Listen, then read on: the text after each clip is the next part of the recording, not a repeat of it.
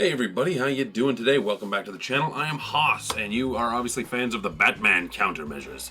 Otherwise, you probably wouldn't be clicking on this. This is a video I've been meaning to make for a while. If you have seen other videos, I look different because I've grown some hair back and shaved my face. Anyway, that's unrelated. That's not why you're here. We're here to talk about some of the Batman Countermeasures, basically just addressing the comments that I get the most. First, let's start with the biggest one, Strobing Lights for Daredevil.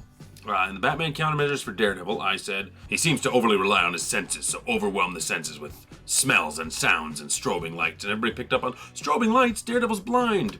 And this one I've actually responded to the most because it comes up a lot. Basically, my thinking on that was that Batman doesn't realize that Daredevil is blind. Obviously, he would suspect Daredevil is blind, but because he's Batman, why take the chance and just put the strobing lights in there just in case? And I really should have just said that in the video. Like, while I do suspect Daredevil is blind, I will use the strobing lights just in case. Because why take that chance? If there's even a 1% chance that this man is dangerous, we have to treat that as an absolute certainty. Stupidest line ever from Batman v Superman. Ben Affleck. Let's keep it Marvel, I guess, and Deadpool. First of all, people are like, oh, that wouldn't kill Deadpool. I was like, no, these are non-lethal forms of incapacitation. So trap Deadpool in a vat of water and he would be drowning and then revive himself through his healing factor before he could actually die. So he would be kept alive. And everybody was like, oh, some people said he would evolve and grow gills, and it's like, that's not how evolution works. I'm gonna keep slipping into Batman voice because that's what we like. That's not how evolution works. That isn't how evolution works. And other people were like, just throw him into the sun, and once again, that's killing him. But if we had the ability to throw people in the sun, every countermeasure would be throw them into the sun. But yeah, said he has a teleporter. He can teleport. Now, Deadpool cannot teleport. That is not one of his powers. When he first debuted, he could teleport. He had a teleporter, a personal teleporter he kept on his belt, but eventually he thought that made everything too easy, so he stopped using it.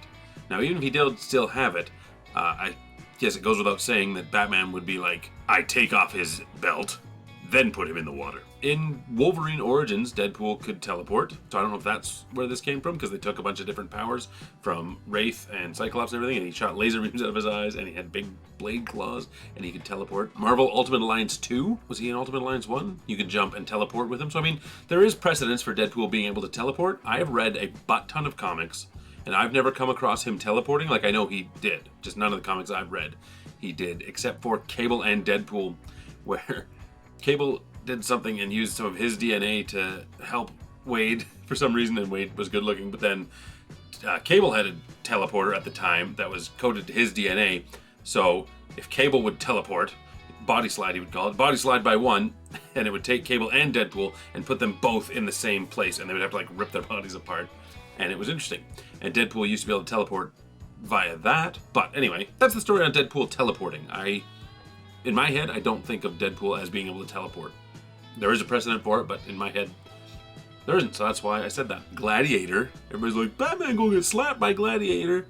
Yeah, he is. He is. Do I think Batman has a chance against some of these? No. Batman would get spanked by Gladiator, most likely.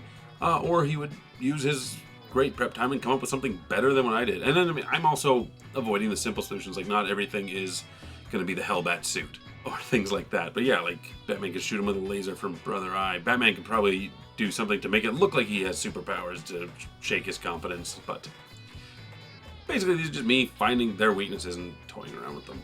Over to DC, a lot of people are like, oh, Dr. Light is a woman? And yes, traditionally, Dr. Light has been a villain.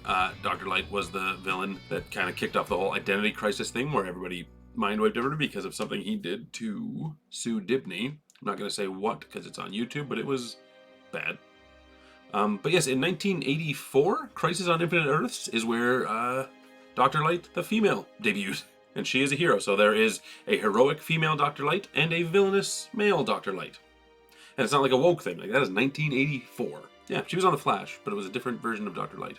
Anyway, I'm going to touch on some Batman Rogue files. Mr. Freeze. Huge commenting in that one. People are like, why wouldn't Bruce Wayne just pay for all this? And, you know, because he was like doing the research on his wife and whatnot, and he lost his funding, and that's kind of what led him down that path. Why wouldn't Bruce Wayne pay for that? I honestly don't know. Bruce Wayne should have, but like maybe by the time he found out about it, he's already a criminal. I don't know. Somebody mentioned there was a comic where he had done that, so. But no, that one's valid. theoretically, and it's been said, that's a debate that a lot of people have. Bruce Wayne could probably use his money and do a lot more good for Gotham than Batman ever does. And also, Zeus, Victor Zeus, the killer that scars himself every time he kills someone, and everybody's like, why doesn't Gotham have the death penalty? And it just comes down to, they do, and he just escapes before it's enacted, usually. And like, why doesn't Batman kill? And that's just the thing, Batman doesn't kill. Should Batman kill Zeus? Yes. Is every death that he does on Batman's conscience? Yes. But that's also just storytelling. And that's a cop-out, but I mean, if Batman kills all his villains, then it means nothing and they're all dead. If you ever want to use a villain again, you can't kill him. Though sometimes villains die and they never come back because they suck. But yes, realistically, Batman should kill Zeus. Or at least, like, at the very least, I feel like he should just kind of guard him in Gotham, spend a few days like, hey, Judge, let's expedite the death penalty process, and I will sit here and watch him in his cell until then. And Batman just watch him till he dies and make sure it happens. Because Batman does believe in justice, so that should be... But then, would Batman feel bad about that if he was the one that brought Zsasz to justice and then led him being killed, even though it is through the justice system? I don't think Batman would have a problem with that. Rogue Files is a separate series. It's the same type of thing. It's just Batman discussing one of his villains. That's a comment that comes up quite a bit is, there's no countermeasure here? And it's like, no. For some reason, Batman doesn't have countermeasures for his villains. He only has countermeasures for his heroes. His allies. He's like, I gotta take them down. Oh no, Killer Croc, what do I do? Even though sometimes he is shown to have countermeasures for his villains. He's just like, fine, do. That's what Batman do. I guess another one comes up a bunch is the Dr. Fate. I was kind of like, Batman was just like, throw all my friends at him and overwhelm him.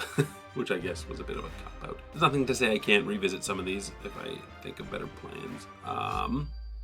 Booster Gold is in that Dr. Fate one as well. A lot of people saying an EMP wouldn't have affected Booster Gold. I'd like to believe that. I think Booster Gold is one of my favorite heroes. I'd like to think Batman couldn't beat him that easily, but he can. There definitely was a time where an EMP would take out Booster Gold, but probably now, maybe not.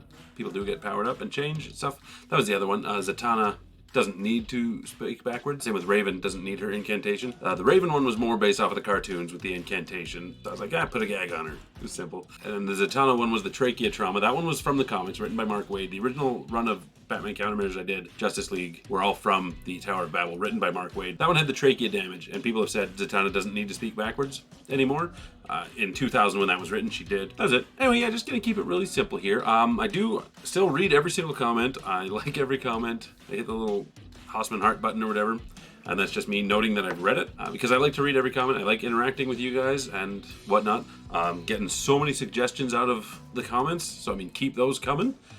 There's been 2 or 3 that people have written out full Batman countermeasures for characters I'm not familiar with, and I've asked them permission if I can, hey, can I just tweak this a bit if I need to and do my research and use this? They've said, sure. I haven't done those yet, but they will be coming. There are so many Batman countermeasures coming, because, I mean, I did the Michelin Man, for crying out loud. There's no end. I got Tony the Tiger, Kermit the Frog, still so many comic book characters that I can do, and a sneak peek for Halloween is going to be a Halloween-themed month full of countermeasures. Anyway, I've been Haussmann. Thank you for checking out my channel. Thank you for watching this video. And yeah, speaking of October, I guess something big is coming in October. And if I announce it now, I'm committed to it. Basically, there's a series of comics that fits perfectly into 32 days. I guess not perfectly because I was looking for 31 days. It is Halloween type themed, and I will be covering one issue of it a day throughout October, on top of the Batman Countermeasures and the Batman Rogue Files. And maybe I still have a few comic drives. Nobody terribly liked Comic Drive, according to the views. Some people did. I still have some filmed, so I will edit those together and put them out too. But I'll be bald with a beard in them, so it's not time travel shenanigans, it's just that. Like and subscribe and share this video if you want. I'm not sure. This is just me addressing some comments. Okay, have a wonderful week.